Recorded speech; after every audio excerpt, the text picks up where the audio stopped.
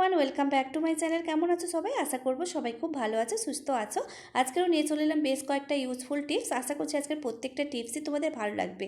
তো চলো দেখে নেওয়া যাক আজকের প্রথম টিপস।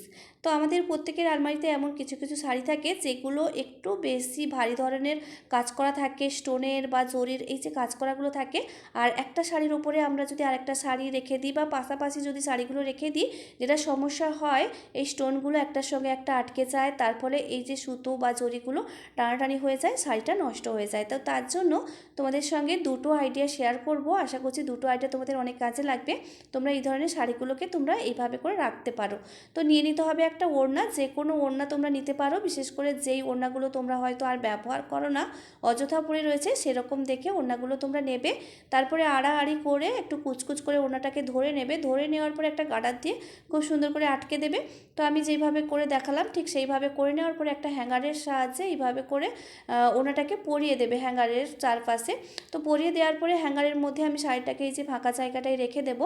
তো তার ফলে কি হবে, শাড়িটার ভেতরে থাকবে, কোনোভাবে একটা শাড়ির সঙ্গে একটা শাড়ি আটকেও যাবে না।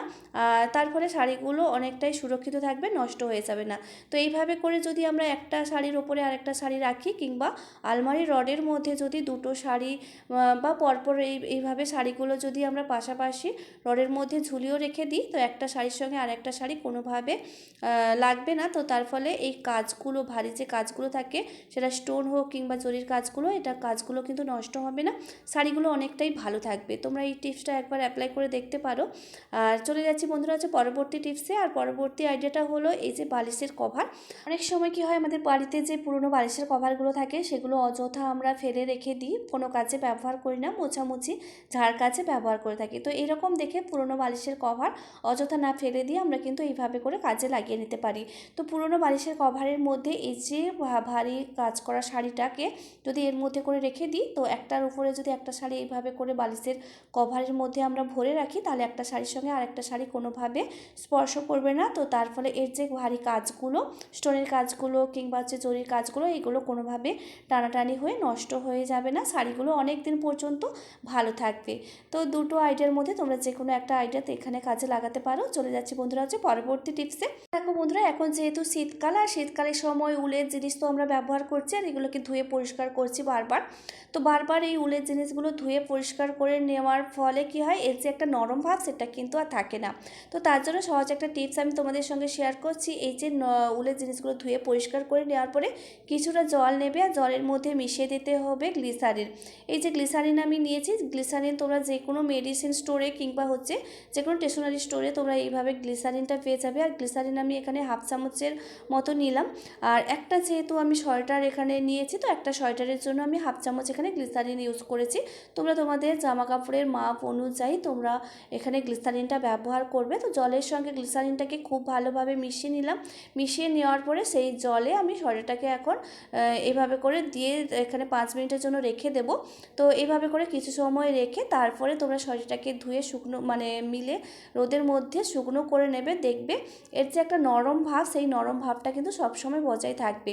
তোমরা যে কোনো উলের জিনিস ধুয়ে নেওয়ার পরে তো এই টিপসটা একবার অ্যাপ্লাই করে দেখতে পারো। নরম উলের জিনিসগুলো অনেক দিন পর্যন্ত ভালো থাকবে, সেই সঙ্গে নরম ভাবটাও কিন্তু বজায় থাকবে। চলে যাচ্ছি বন্ধুরা হচ্ছে পরবর্তী টিপসে। আর পরবর্তী টিপসটা ছোট্ট হলেও আশা করছি তোমাদের অনেক কাজে লাগবে। আমরা যখন একসঙ্গে অনেক পেঁয়াজ কাটি, তো তখন দেখা যায় চোখটা গুলগুল করে, জ্বালা করে। এই যে পেঁয়াজের ঝাঁসটা কিন্তু আমরা সহ্য করতে পারি না, চোখ থেকে জল গড়িয়ে পড়ে। তো তার জন্য সহজ একটা টিপস আমি তোমাদের সঙ্গে শেয়ার করব। বিশেষ করে যারা হচ্ছে নতুন গৃহিণী, তাদের ক্ষেত্রে এই সমস্যাটা প্রায় সবসময় হয়েই থাকে। তো তারা কিন্তু অবশ্যই এই টিপসটা অ্যাপ্লাই করে দেখতে পারো। আর চোখটা কোনোভাবেই জ্বালা জ্বালা গুলগুলো করবে না, চোখ থেকে কোনোভাবে জল বেরোবে না। তো পেঁয়াজটাকে কেটে নেওয়ার আগে তোমরা এইভাবে করে পেঁয়াজের ছাল সহ হাফ হাফ করে পেঁয়াজটাকে কেটে নেবে। কেটে নেওয়ার পরে জলের মধ্যে এইভাবে করে ডুবিয়ে তোমরা 2-4 মিনিট রেখে দেবে। তাহলে কি হবে, এই যে পেঁয়াজের ঝাঁসটা আর কিন্তু থাকবে না। আর পেঁয়াজগুলোকে যখন কুচি কুচি করে কাটবো, তখন কাটতে গেলে চোখটাও গুলগুলো করবে না।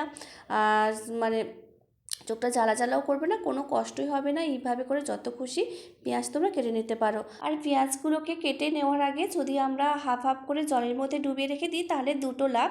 একটা হলো পেঁয়াজের খোসাগুলো কিন্তু খুব সহজেই উঠে যাবে, কারণ খোসাগুলো অনেকটাই নরম হয়ে গেছে, একটু হাত দিলেই কিন্তু খোসাগুলো উঠে আসবে। সেই সঙ্গে পেঁয়াজগুলো যখন আমরা এইভাবে করে ছিঁড়ে ছিঁড়ে করে কুচি কুচি করে কাটবো তখন চোখটাও কিন্তু জ্বালা জ্বালা করবে না। চলে এলাম বন্ধুরা হচ্ছে পরবর্তী টিপসে।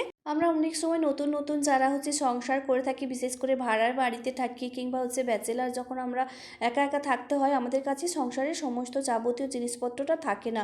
সব সময় সমস্ত জিনিসটা আমাদের কিনে খেতে ভালো লাগে না। মাঝে মধ্যে ইচ্ছে করে নিজেরাই যদি রুটি বানাতে, তখন দেখা যায় আমাদের কাছে রুটি বানানোর তাওয়া নেই, কিংবা হচ্ছে রুটি সেঁকার কোনো জালি নেই, বা রুটি বেলার মতন বেলুন চাকি নেই। তো সেগুলো ছাড়া তোমরা কিভাবে রুটি করতে পারবে, তো তারই একটা আইডিয়া আমি তোমাদের সঙ্গে শেয়ার করছি। নিয়ে নিতে হবে এই ধরনের একটা প্লাস্টিক, যে কোনো প্লাস্টিক তোমরা এখানে ব্যবহার করতে পারো। তো আমি এখানে আটার যে প্যাকেটটা, তো সেটাই এখানে ব্যবহার করছি। তো এই প্যাকেটটা তো আটা যেহেতু নিয়েছি, এই প্যাকেট তো আমাদের সবার কাছেই থাকবে। তো প্যাকেটটাকে নেওয়ার পরে আমি 3 সাইড থেকে প্যাকেটটাকে কেটে নিচ্ছি, আর এক সাইডে আমি জোড়া রেখে দিলাম। তো এইভাবে করে প্যাকেটটাকে তোমরা কেটে নেবে। কেটে নেওয়ার পরে লেচি যেটা নিয়েছি আটা মাখিয়ে, তো সেই লেচির মধ্যে একটু বেশি করে গুঁড়ি কিন্তু দেবে এখানে, আর গুঁড়িটা দিয়ে দেওয়ার পরে নিয়ে নিতে হবে একটা হচ্ছে বাটি। তো আমি এখানে বেলুন চাকি ছাড়াই কিভাবে তোমরা রুটিটাকে বেলে নেবে, তো তারই একটা আইডিয়া তোমাদের সঙ্গে শেয়ার করছি। অবশ্যই কিন্তু এই সমস্ত আইডিয়াগুলো টেম্পোরারি, তোমরা কখনোই পার্মানেন্টভাবে নেবে না। এক আধ দিন রুটি করতে ইচ্ছে করলে তোমরা এই টিপসগুলো অ্যাপ্লাই করতে পারো, বেলুন চাকি যদি না থাকে। তো দেখো আমি এখানে বাটির সাহায্যে একটু চেপে চেপে দিলাম, আর মাঝে মধ্যে একটু দেখে রাখতে হবে, কারণ যেহেতু রুটিটা কোন দিকে বেলে যাচ্ছে আমরা কিন্তু দেখতেও পাচ্ছি না। একটু মাঝে মধ্যে এইভাবে করে উল্টে দেখে নেবে, আর একটু করে গুঁড়ি তোমরা দিয়ে রাখবে। আর এইভাবে করে একটা বাটির সাহায্যে চেপে চেপে দিলেই রুটিটা কিন্তু আমাদের তৈরি হয়ে যাবে।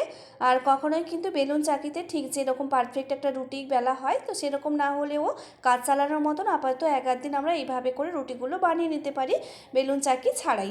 কিন্তু দেখো এইভাবে করে রুটিগুলো তো তৈরি হয়ে যাবে ঠিকই, কিন্তু তাওয়া ছাড়া রুটিগুলোকে কিভাবে আমরা ভেজে নেব, তো তার জন্য কিন্তু পুরো ভিডিওটা তোমাদেরকে দেখতে হবে। তাওয়া ছাড়া কীভাবে তোমরা রুটিগুলোকে ভেজেও নিতে পারবে, তো সেই আইডিয়াটাও তোমাদের সঙ্গে শেয়ার করছি। তো এইভাবে করে দেখো আমি রুটিটা তৈরি করে নিলাম, কিন্তু পারফেক্ট এবং একদম হচ্ছে যেটা হচ্ছে বেলুন চাকিতে বেললে যেটা গোল হয়, তো সেরকমভাবে কিন্তু গোল কখনোই হবে না।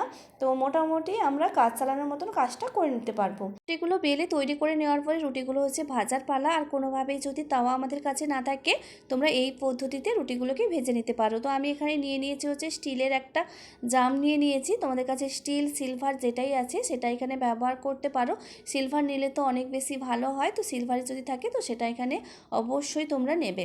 তো সিলভারের যে কোনো একটু বড় ধরনের ডিশ টাইপের বা এই ধরনের জাম যদি থাকে তোমরা ব্যবহার করতে পারো। যেটা হচ্ছে রুটিগুলো সেঁকে নেওয়ার আগে আমরা যে তাওয়াতে যেটা হালকা করে একটু ভেজে নিই, সেই কাজটা তোমরা এইভাবে জামের সাহায্যে বা একটু বড় ধরনের থালা যদি কোনো কিছু থাকে সেটা কিন্তু তোমরা এখানে ব্যবহার করতে পারো। বন্ধুরা আর একটা কথা বলে রাখছি, এটা কিন্তু একটা টেম্পোরারি পদ্ধতি, কোনোভাবেই পার্মানেন্টভাবে তোমরা এইভাবে করে রুটিগুলো তৈরি করবে না। আর এইভাবে রুটি তৈরি করতে গেলে অল্প এক দুজনের জন্য তৈরি করলে ঠিক আছে, বেশি জনের জন্য কখনো এইভাবে করে তৈরি করতে যাবে না। আর সেঁকে নেওয়ার জন্য আমি এখানে খুন্তি ব্যবহার করছি, দেখতে পাচ্ছ। আর খুন্তি দিয়ে খুব ভালোভাবে রুটিগুলোকে এইভাবে করে সেঁকেও নিলাম, খুব সুন্দরভাবে রুটিগুলো এইভাবে তৈরিও হয়ে গেল। তো আশা করছি আজকের প্রত্যেকটা টিপসই তোমাদের ভালো লেগেছে। টিপসগুলো ভালো লেগে থাকলে লাইক কমেন্ট শেয়ার করো। আর চ্যানেলে যদি নতুন হয়ে থাকো তাহলে প্লিজ চ্যানেলটাকে সাবস্ক্রাইব করে দিও। তোমরা ভালো থেকো, সুস্থ থেকো। দেখা হচ্ছে পরবর্তী ভিডিওতে।